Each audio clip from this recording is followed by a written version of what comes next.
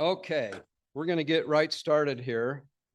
Our next presentation will be offered by Joshua Erickson, probably one of the most persuasive guys I've ever met. That's why I'm here. Joshua Erickson was raised in an LDS home in Utah by a father who was a scholar and lover of the restoration and all things Israelite. His father has now passed away, but planted a loving seed in Joshua for those things. The seed grew slowly in early years, but has now blossomed and is continually growing. He is hoping to plant similar seeds in his own children. And then in parentheses, it says he has 9. That's 9 children. Joshua is intently interested in the fulfillment of the promises of the restoration and the connection of those promises to the ancient promises given in the Hebrew scriptures. He wants to see all the branches of the restoration blossom, bear good fruit, and claim their place and blessings as children of Abraham, Isaac, and Jacob. And I think that's why we're all here, right? This is his a dream of his, and kind of spearheads this in a lot of ways. And I think this is a wonderful manifestation of that. Born and raised in Utah, one of 7 siblings, Joshua served as a proselyting missionary in Atlanta, Georgia, as a young man, after which he started a family and attended graduate school at UCLA. He is a chemist by training and profession and loves his job. He and his family currently live in Lehi, Utah. He is also the secretary of the Zarahemla Foundation and author of the book, Wine of Your Own Make. His presentation is titled, The Law of Moses Before Moses. Joshua.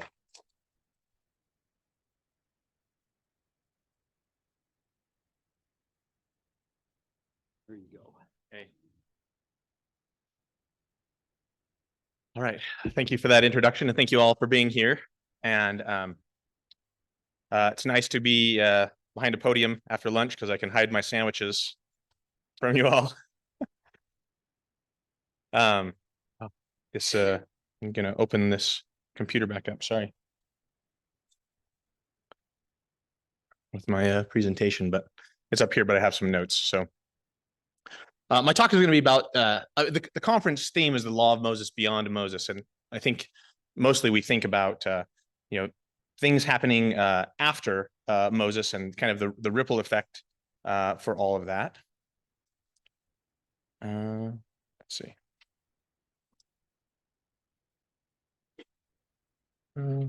Okay, well, I'll just go from my memory here. So, okay.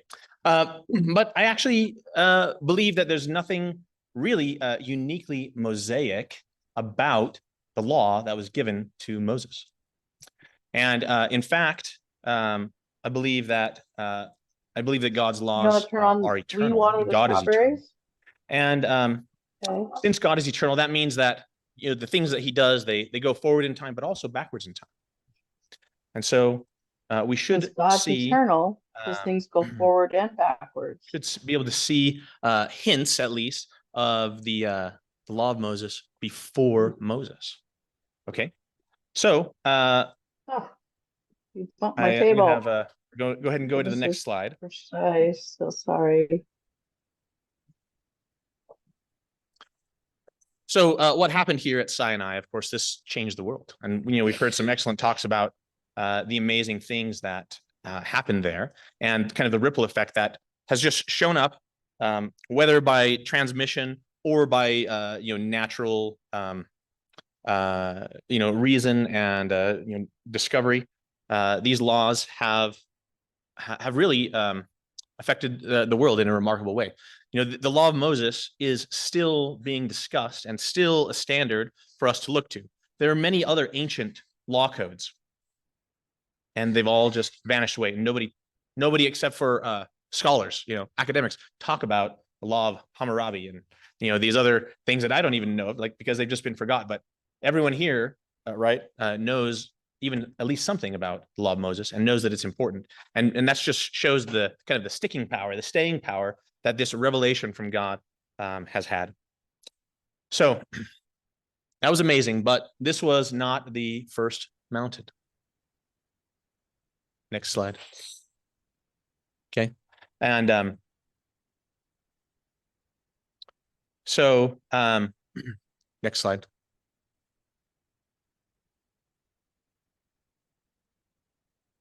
Ecclesiastes is full of wisdom.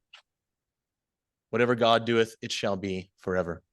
That which hath been is now, and that which is to be hath already been. So in 1886, John Taylor received a revelation. It was a question. He asked a question about marriage. Next slide. And I'm just going to read a part of it, just in bold there. How can I revoke an everlasting covenant? For I, the Lord, am everlasting, and my everlasting covenants cannot be abrogated nor done away with, but they stand forever. If they were Abraham's seed and would enter into my glory, they must do the works of Abraham. Now, this revelation was actually quoting from Doctrine and Covenants, section 132. Next slide. And we have that there. And a lot of times, given the context of section 132, we think about marriage, but doing the works of Abraham is actually much, much bigger than that. And we forget that sometimes. So next slide. Genesis 18:19 says, this is when the messengers come to visit to Abraham before they destroy Sodom and Gomorrah, and the Lord is talking to his angels there, and he says, "For I know him," talking about Abram, "that he will command his children and his household after him, and they shall keep the way of the Lord to do justice and judgment." Okay, next slide. And then later on, the Lord is speaking to Isaac and tells Isaac that Isaac is going to have the same blessing that Abraham did, and it's because Abraham obeyed my voice and kept my charge, my commandments, my statutes, and my laws. Now, Abraham lived a fair while before Moses. So, when this verse says, my charge, my commandments, my statutes, my laws, what is the Lord talking about? Okay. Seriously, what are those things? This phrase, actually, my charge, my commandments, my statutes, my laws, the next time we see that is in Deuteronomy. Next slide.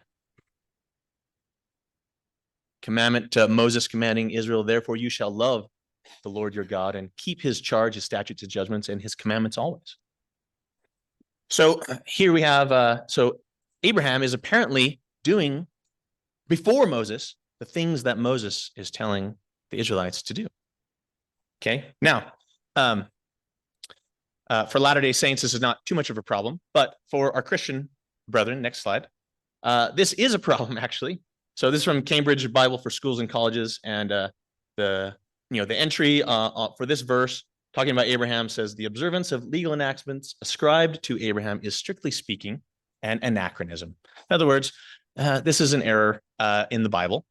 We don't believe that Abraham had those things. We don't believe that Abraham had any sort of written law. We don't believe that Abraham had the charge, which I'll explain here in a minute.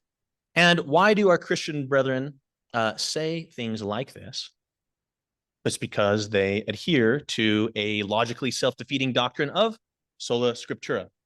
Okay, which means that if the Bible doesn't say it, then it didn't happen, right? Which is, of course, does not logically follow, right? The scriptures don't say. We have no record of Nephi ever wearing shoes. I actually looked. I did a word search. There's no shoes or sandals anywhere, for Nephi. So, did he or didn't he? Well, there's things that we can figure out, and Enos apparently had no mother either, right? We have no record of him having a mother. So it must not have happened, right? Well, the same thing could be said here, right? Yes, it's true. The Bible doesn't say anything about Abraham receiving laws, commandments, statutes, and keeping his charge. And yet, God says to Isaac that Abraham did. Okay. So next slide. Commandments, statutes, laws, these things that Abram kept. Like, we have kind of a grasp of those things, but what about Yehovah's charge, which Abram kept? So this is Gesenius's Hebrew and Chaldee lexicon, and the word there is mishmeret, and it means performance of an office or function. So these are things that basically that the Levites did. In other words, Abram kept the commandments as a priest. So not only did he have the laws and all this, but he had the priesthood again, which the good old Bible doesn't say anything about. But we have this clue here. So, okay, next slide. So for Christians, the patriarchal age of the earth was just the age of conscience. So everyone did kind of what they thought was right, and there was oral tradition, but God did not reveal himself because sola scriptura, and the Bible doesn't say he did that, and so we know that he didn't. Next slide. Okay, but this is a verse from Sirach, this is in the Apocrypha. This is before, well, it talks about, I'll just read it. To all flesh, both human and animal, but to sinners, 7 times more so come death, blood, strife, sword, catastrophes, famine, ruin, and disease. All these things were created for the lawless, those who don't keep the law. And because of such people, the flood happened. Did the people in Noah's time, did they have the law? Sirach thinks so, yeah. Okay, next slide. So there's some kind of, I think, just reasons why we could realize that this idea that Christianity, as generally speaking, has doesn't make sense. One is just the idea of God's justice, right? Would it be just for God to have exiled Cain, flooded the world, scattered the people at the Tower of Babel, destroyed Sodom and Gomorrah, all without there being any standard ever given? No, that would be an unjust, capricious God, and we don't believe in that kind of God. Okay, next slide. Okay, would God rely on man's memory alone to communicate his will? And again, I would say the answer is no, and we have really good examples of that in the Book of Mormon. Lehi is commanded to go and retrieve the brass plates, and those serve as an extended memory for the Nephite people so that they can have the law, they can have the commandments. And they say repeatedly that if they didn't have a written record, then they wouldn't keep the commandments. They could not keep the commandments without having a written record. And so that's another reason. And then the third reason, next slide. Melissa. Oh, sorry. I was looking at my screen. Actually, go back. Is that, it would be silly for God to also rely on man's conscience, even if man's memory was correct, to communicate what the law was, because men are wicked and they will tell lies about what the commandments are and what is allowed. Yeah. So we tell lies to ourselves, let alone others. Thank you so much.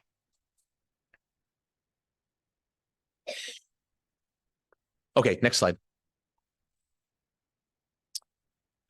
So of course, we have in the New Testament and the Book of Mormon as well, a number of places where it says, without law, there's no transgression. And was there transgression before Moses? Yes, absolutely. Of course there was. If you say there's no law, then you say there's no sin, right? So we read this in the Book of Mormon. Of course, there was sin before then. Next slide. Right, Paul says, death came into the world by sin, and death passed upon all men. And he says, death reigned from Adam to Moses, because sin reigned from Adam to Moses. And sin is, as John says, is the transgression of the law.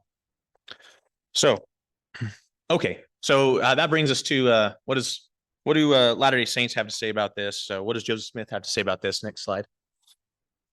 This is in the Evening and Morning Star, letter from Joseph Smith. We shall now proceed to examine still further the subject of law. However little may have been heretofore thought or said upon the subject of law, does not diminish in the least the propriety nor the design of it, since it emanated from God, and though it may have been and may be at this day a subject untouched by the professors of Christianity, that does not lessen its value. Neither does it diminish its power in judging men from their actions according to it at the last day. He goes on. Next slide. We all admit that the gospel has ordinances. And if so, had it not always ordinances? And were not its ordinances always the same? Perhaps our friends will say the gospel and its ordinances were not known until the days of John, the son of Zacharias, in the days of Herod, king of Judea. But we will here look at this point. For our own part, we cannot believe that the ancients in all ages were so ignorant of the system of heaven as many suppose, since all that were ever saved were saved through the power of this great plan of redemption, as much so before the coming of Christ as since. If not, God has had different plans in operation, if we may so express it, to bring men back to dwell with himself, and this we cannot believe. Did God have a different plan before Moses, or after Moses, or after Jesus, or now? Well, Joseph Smith says, since man has not changed in all that time, and the problem of the fall has not changed in all that time, then God's plan, God's law has not changed in all that time. Okay. Otherwise, then God has had different plans in operation. Okay. Okay. Let's see. Let's go ahead and skip the next slide. Okay, go ahead and skip that. Actually, go back to that. I'm sorry. I'm just going to read the last sentence. To suppose that the maker of the universe never gave man any law after he had formed him would, in our opinion, be offering an insult to his glorious character and be comparing him beneath even an earthly parent. Right? Even earthly parents, you say, will give instructions to their children. And so for Christians to believe that because the Bible doesn't mention it, that God never spoke to his children like in a way to give them a comprehensive code of conduct and expectations for righteousness and for sin and for obedience and all of those things. To say that would be an insult to God, and we'd say he was even a worse parent than we mortal fallen parents. Okay, so exclamation point on the end of that. Okay, so next slide. So Sinai was not the first mountain, and I'm going to come back to this. I'm going to tell you what the first mountain in the scriptures was, but it was not Sinai.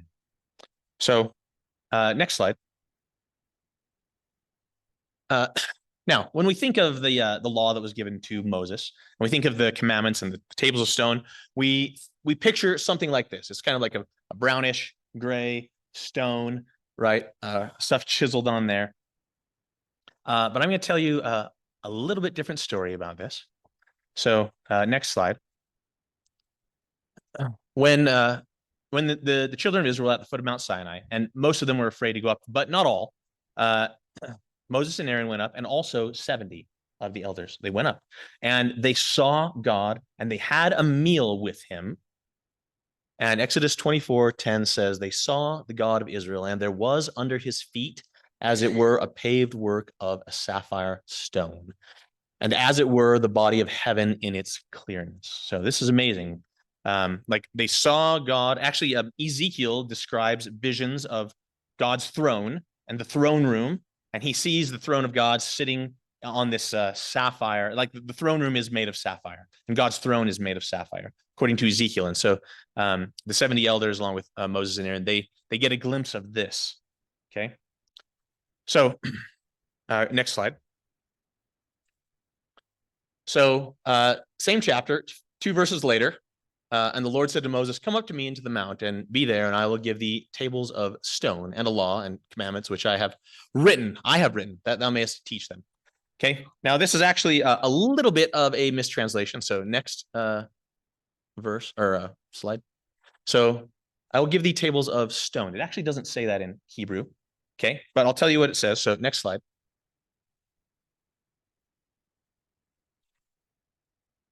There we go. Okay, so I just abbreviated verse 12. I'll give you tables of stone. So in Hebrew, the word for stone is Evan. Okay, so next slide. And in Hebrew, there is a prefix that is often attached to words, which is ha, which means the or the, like the definite article. So next slide. In Exodus 24, verse 12, it says ha-even, which is literally the stone. So which stone? Next. The only stone that was mentioned. The stone that was part of the throne room. Sapphire. Okay. So the far from being like these like gray, brown, clunky granite, the tables of law that God gave Moses looked like this. Next slide. Yeah. So that is cool. Yeah. Really cool. Okay. So Sinai, though, was not the first mountain. What was the first mountain? Next slide. Eden. Okay. Eden is described by Ezekiel as being equivalent to the mountain of the Lord. Okay. And also in Genesis, next slide. In Genesis, we read that a river went out of Eden to water the garden, and from thence it was parted and became into four heads. Okay. This is a 12th century manuscript, and they got it right. So water flows downhill. So Eden is a high place. Okay. And water is coming down from the mountain to water the garden there. Eden was a mountain. Okay. This is the first mountain that the scriptures mention. Okay. And the revelation that Moses received was, I don't believe, substantially different than the revelation that Adam received. So next slide.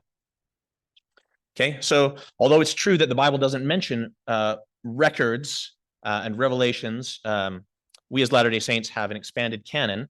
And, the Joseph Smith Targum, and you can ask me later why I say that, Genesis 5 says a book of remembrance was kept, right, by Adam in his language. And there they kept their inspiration. There's also, they also kept genealogy. Okay. And this same priesthood, which was in the beginning, shall be in the end of the world also. So everything's the same. Now, not only were the records kept by Adam, but we know that they were handed down. So next slide.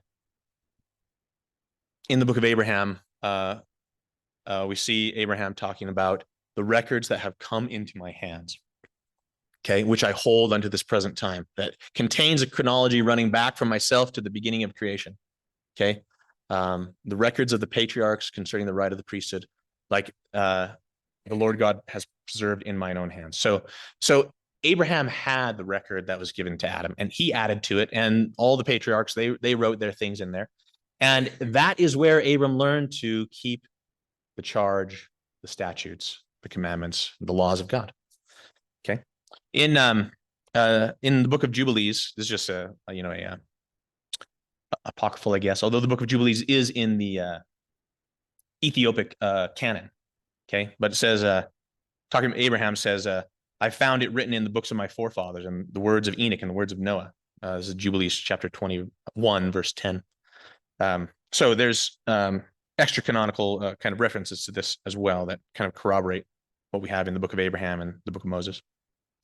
So, okay, not only did Adam keep records, not only were they handed down, but we know, next slide, we know from what God says about Abraham in Genesis that those records contained Torah. Now, I don't know whether they were, word for word. I'm not saying that necessarily, but the information was communicated to man. Okay. Now, all this is from the Bible, and this is, interesting. But did you know that the Book of Mormon teaches this as well? So let's go to Alma and Amulek. Okay, go next slide. So this is just a painting of them. But we know from the record in the Book of Mormon that those Book of Mormon peoples, like they kept the law of Moses. Okay. And there's some debate about what happened after Jesus visited them, but for what I'm going to talk about right here, we're going to talk about things that happened before that. So Alma and Amulek, according to the chronology of the Book of Mormon, they were on their mission about 82 BC. So they are definitely law of Moses keepers. Okay. So next slide. So Alma and Amulek, they were having this debate with Zeezrom and Antiona, and Alma actually explains that there was 2 sets of commandments given to Adam. Okay. I'm just going to read this. You can follow along. After God had appointed that these things, and he's talking about the death and the fall of man, should come unto man, behold, then he saw that it was expedient that man should know concerning the things whereof he had appointed unto them. Therefore God conversed with men and made known unto them the plan of redemption, which had been prepared for the foundation of the world. Wherefore he gave second commandments unto men, they having first transgressed the first commandments. Okay. Placing themselves in a state to act, being placed in a state to act according to their wills and pleasures, whether to do evil or to do good. Therefore God gave unto them second commandments, after having made known unto them the plan of redemption, that they should not do evil, the penalty thereof being a second death. Okay. So, we quoted earlier from the New Testament saying, sin is the transgression of the law. So, God gives them commandments that they should not do evil. Well, what is evil? I don't believe the definition of sin has ever changed. That's what I'm saying. And the sins that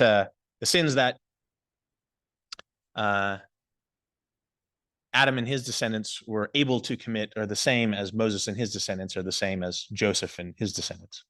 Okay. So, but continuing on, Alma says, let's go to the next slide. Now, my brethren, seeing that we know these things and they are true, let us repent and harden not our hearts, that we provoke not the Lord our God to pull down his wrath upon us in these his second commandments, which he has given unto us. You see, so what are the commandments that Alma and Amulek had? It's the Torah. And he says, and he's telling the people there in Book of Mormon land, let's not break the second set of commandments that God has given to us. Well, those are the commandments they were keeping. He says that's the commandments, he says, that God gave to Adam. Okay. So, what were the commandments which God had given to Alma and Amulek? Next slide. That's right. Those commandments. Okay. So we have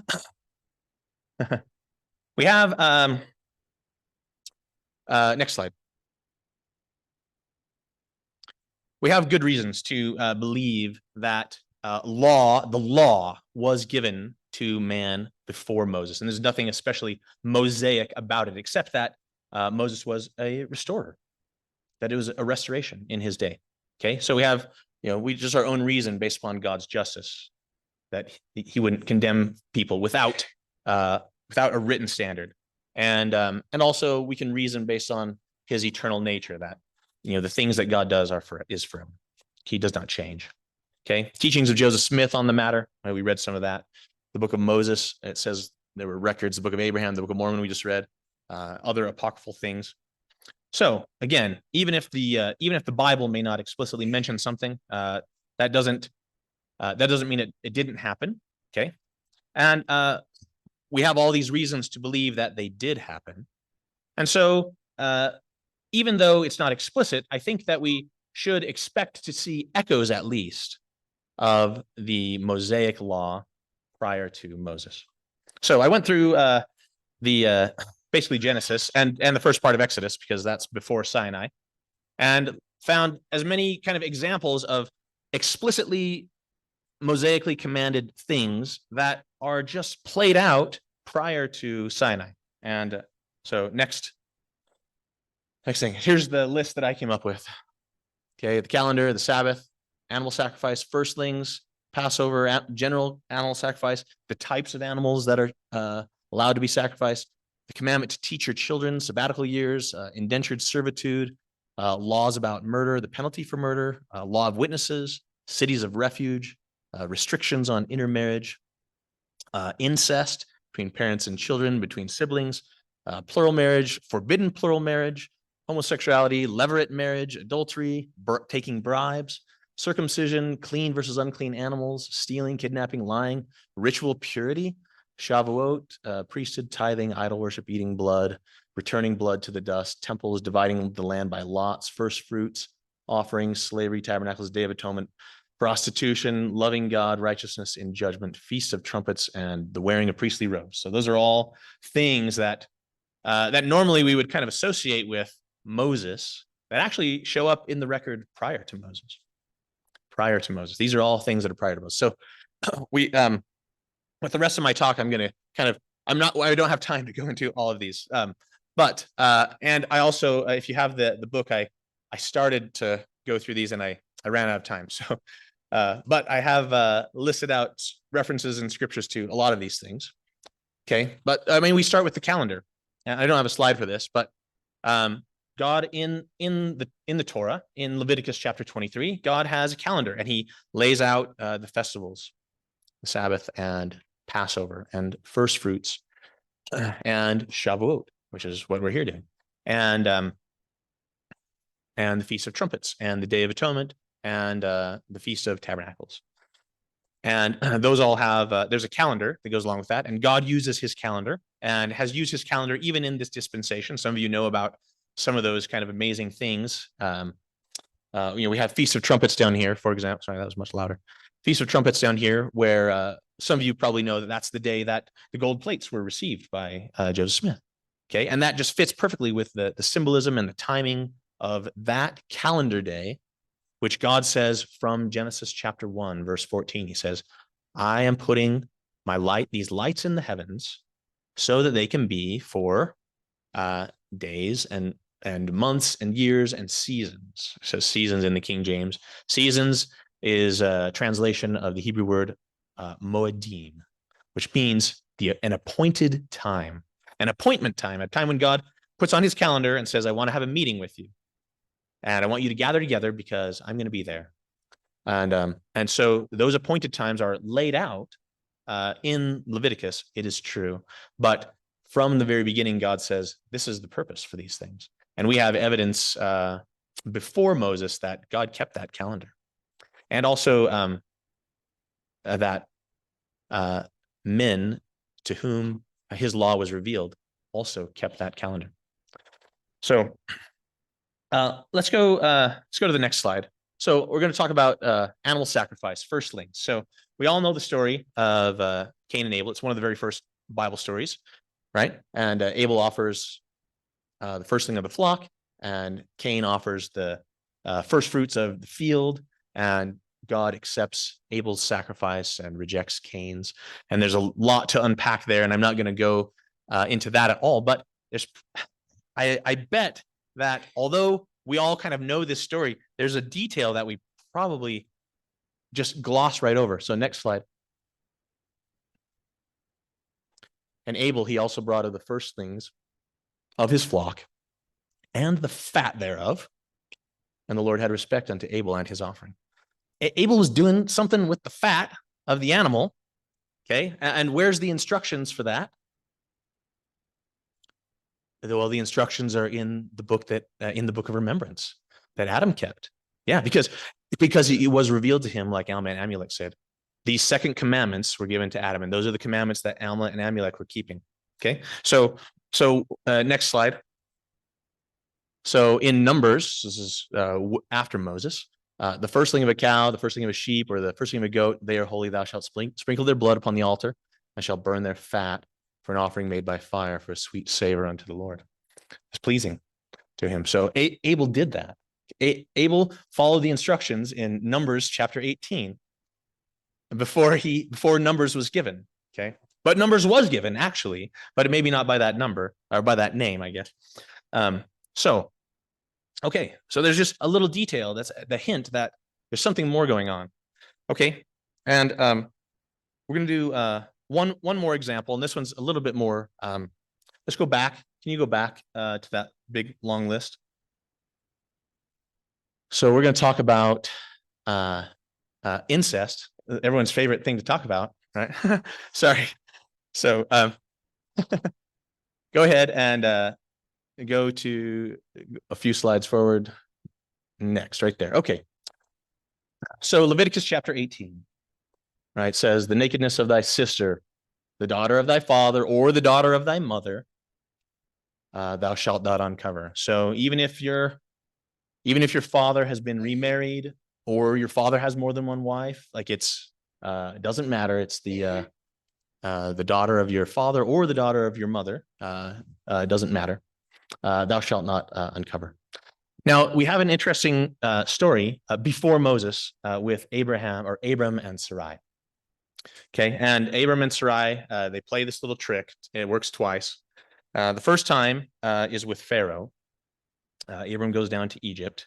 So next one there. So came to pass, and we all know the story, right? Came to pass when he was come near to enter into Egypt, that he said unto Sarai his wife, Behold, now I know that thou art a fair woman to look upon. Therefore it shall come to pass, when the Egyptians shall see thee, they shall say, This is his wife, and they will kill me. But they will save thee alive. Say, I pray thee, thou art my sister, that it may be well with me for thy sake, and my soul shall live because of thee. Okay, so that's in Genesis 12. And of course, this actually implies something about the law at that time. Can you go back one slide? It actually implies that they understood Leviticus 18, that he can say she's my sister, and they will understand that that is not that is a forbidden marital arrangement, and so they won't assume that they're married, right? So they understand Leviticus 18, verse 9. So go forward. And you can see that in the Pharaoh's response. Pharaoh called Abram. He's a little bit annoyed, as you might imagine. What is this that thou hast done unto me? Why didst thou not tell me she was thy wife? Why saidst thou, she is my sister? So I might have taken her to me to wife. Now, therefore, behold, thy wife, take her and go thy way. So now, I'm going to take just a little detour here, but we're going along with the same story. So next slide. I'm actually going to ask to Abram, who is Sarai? Okay, what's the relationship there? Anyone? Cousin, spouse, daughter of my father, but not my mother. Yeah, or the other way around. Yes, the daughter of my father, but not my mother. I don't know. Well, actually, it's something. I have it in here. Okay, good. And Lot.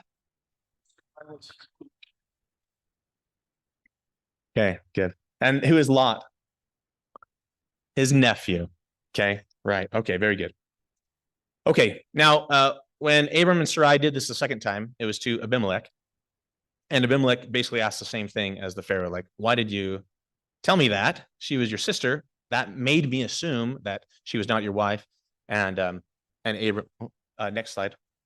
Abram replied, and yet indeed she is my sister. She is the daughter of my father, but not the daughter of my mother. And she became my wife.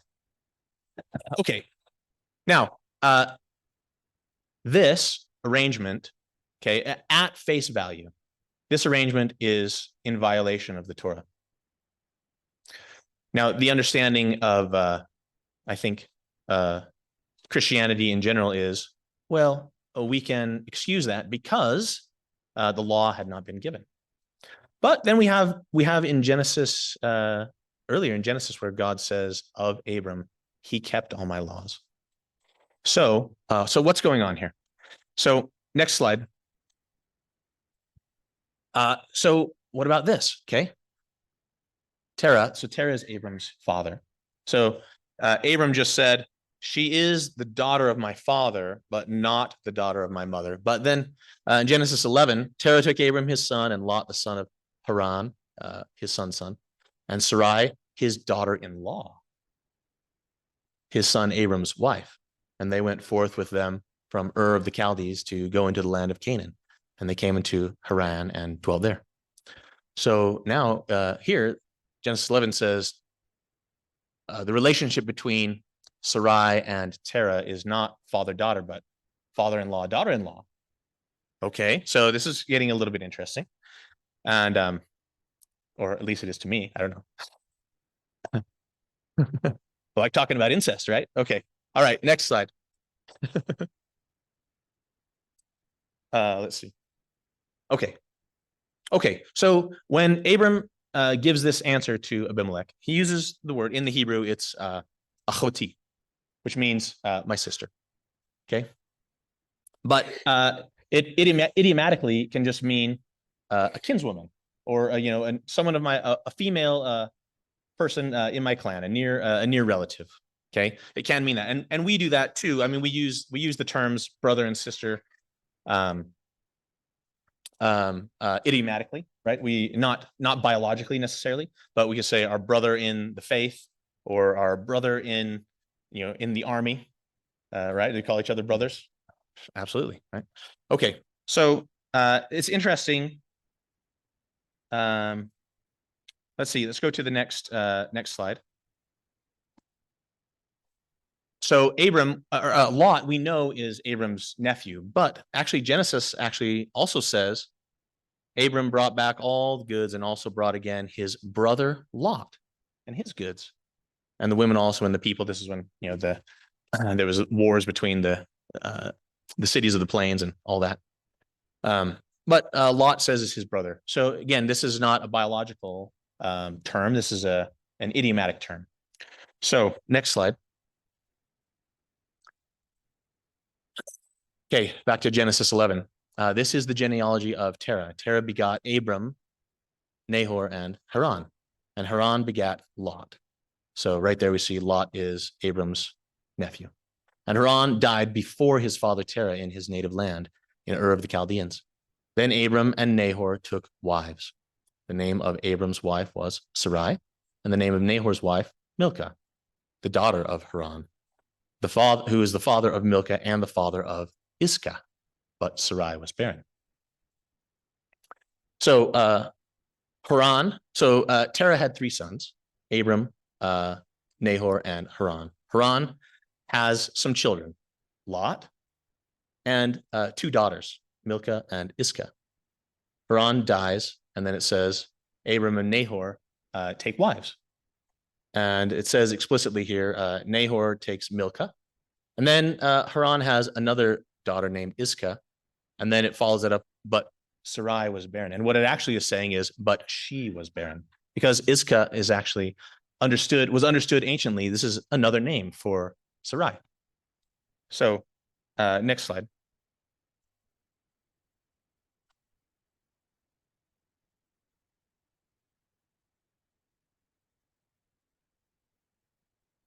Okay. So according to Josephus, this is the ancient Jewish understanding. Abram had two brethren, Nahor and Haran. Of these, Haran left a son, Lot, as also Sarai and Milcah his daughters, and died among the Chaldeans in a city of the Chaldeans called Ur. And his monument is shown to this day. These married their nieces. Okay, so now that's uncles marrying nieces is probably still a little too close for our modern comforts. But I will say that going back to Leviticus 18, it forbids marriage between siblings, even half siblings. And it also forbids marriage between aunts and nephews. But it actually does not forbid marriage between uncles and nieces. Okay, so Abram was not in violation of the law, even though I think most Christians and oftentimes even we as Latter-day Saints, I mean, I believe for a long time that was the case, that Abram married his half sister. So there's lots of details like that in the scriptures, and we could go through many more examples. But in closing, if you just go to the next slide.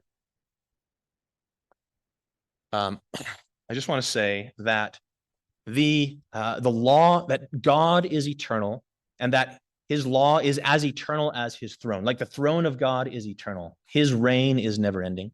And by the commandments being made from a piece of his throne, this is a symbol to us that the law of God is likewise eternal. Okay. And this blue color, this is it said in Exodus that it looked like the color of heaven, right? It looks like the sky. So it's a reminder of heaven. And this is why actually Israelites will wear tassels with blue thread on them, is to remind them of the commandments that were given. That were written on sapphire stone, the color of heaven. And so with that, I'll close. We got a few extra minutes, but are there questions? have any questions they want to ask? We have a question there, sir? You can go ahead and get started there. There you go.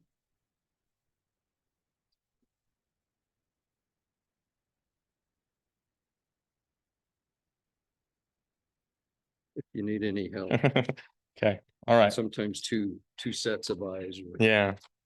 Okay, I'll take this first one here. Garden of Eden was in Missouri. Zion shall not be moved out of her place. Was the geography of Adam-on-Diamond different originally than what it is now? Today, the area is not a mountain that a river could flow out of. Yeah, well, all I know is what the scriptures say. I also know the scriptures say in a bunch of places that the face of the earth was changed. So I don't doubt that it's a little different. How different, I couldn't say, but I wouldn't be surprised if it was. So, did Joseph Smith restore animal sacrifice pre-Moses or Moses? Why or why not? That's an interesting question. He certainly talked quite a bit about it, and that it would be restored. But that it would happen when a temple was built. And actually, I think Latter-day Saints are actually waiting for the full restoration of animal sacrifice, basically waiting for the same thing that the Jews are waiting for, which is a building of a proper place to do it. That's right. That's right. Yeah. Now, for them, that's what it's going to be. Now, actually, in Exodus, and I don't remember the chapter, but it says this is actually goes to the kind of it's actually interesting that before the law was given at Sinai, the Lord talks to Moses about the priests before Aaron was even set apart. And he talks about the priests that were among the Israelites. And he says that, and basically what the form that the law took prior to Moses was that the oldest male child of every family was going to be designated as a priest in Israel. And then the Lord says, I'm going to take the Levites as though they were the firstborn for the people of Israel.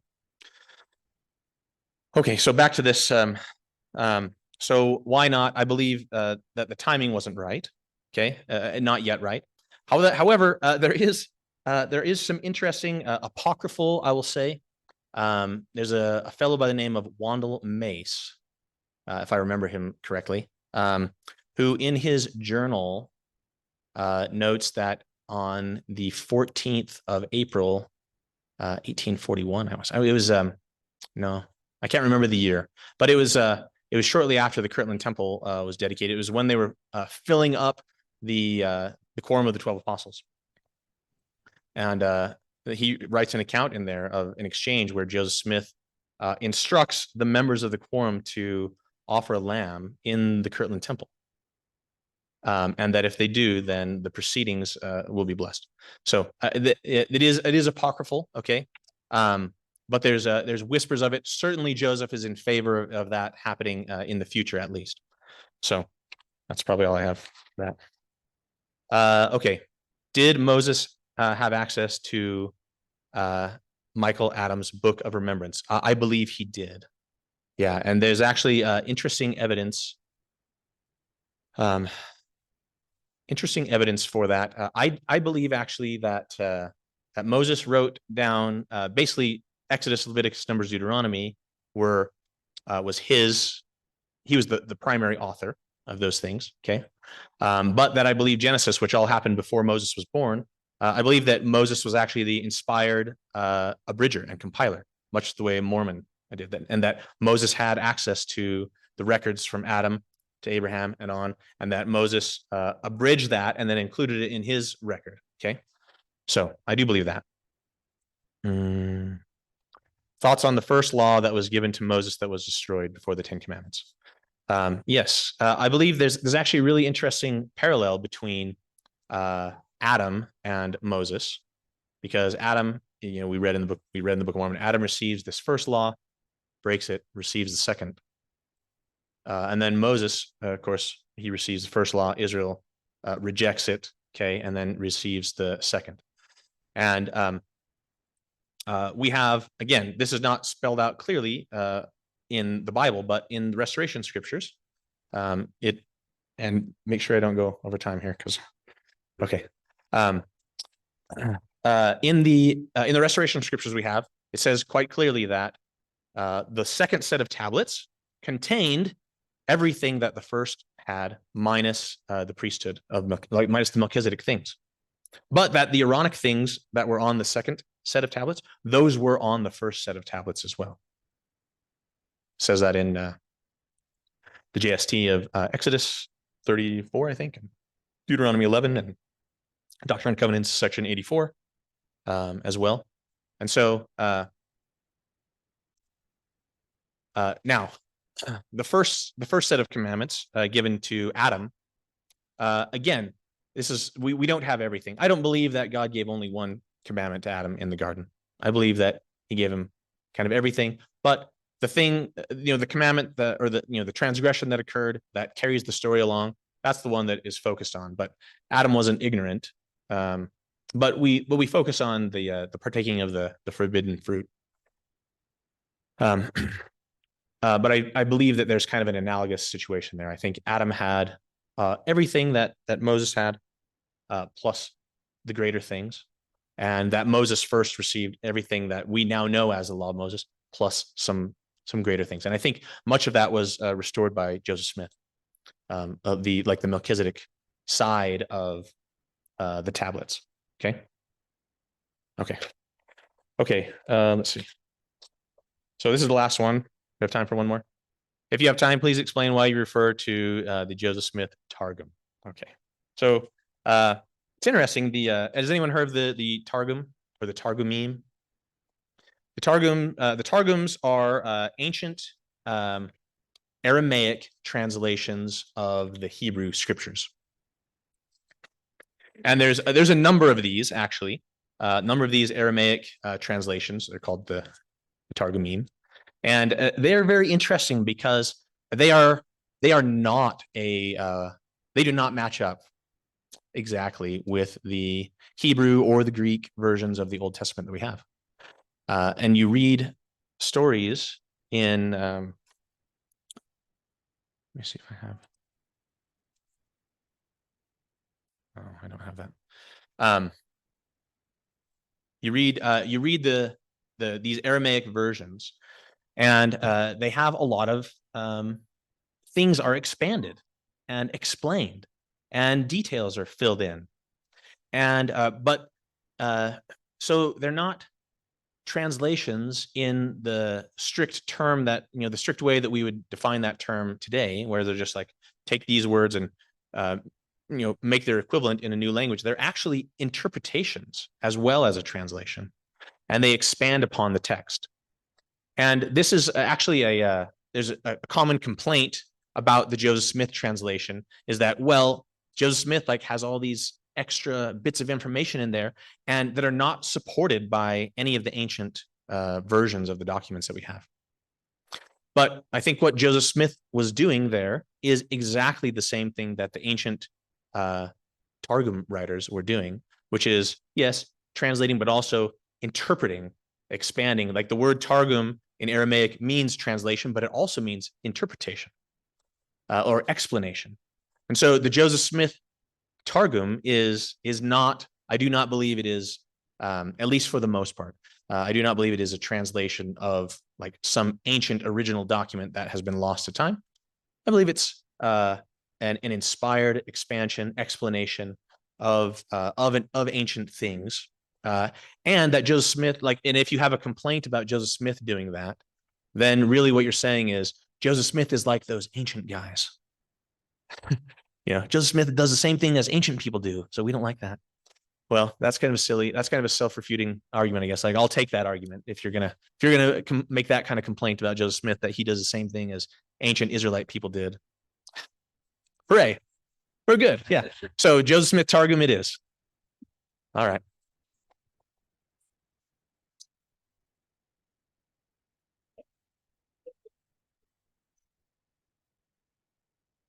That was awesome. There was a scripture I was thinking of when you were presenting that, and it's when Alma is talking to his son Corey Anton. And, he says there's a law given or Torah given and a punishment affixed and a repentance granted, which repentance mercy claimeth. And he goes through this whole discourse. And then later it says, and this law was from the foundation of the world, or the Torah. So it goes right along with what you were saying. Great job. Great job.